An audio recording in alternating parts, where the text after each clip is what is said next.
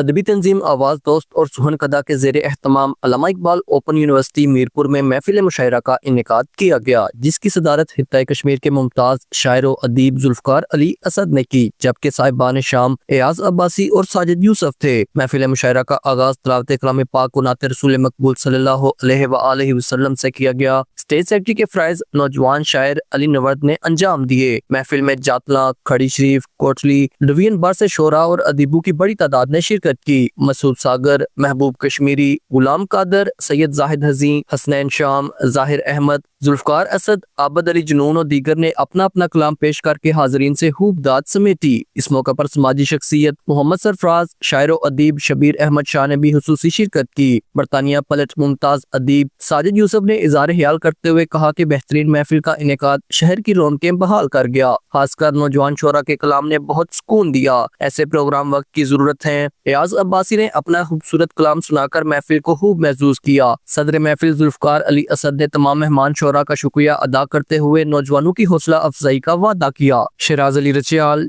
JK news, Mirpur, Azad Kashmir.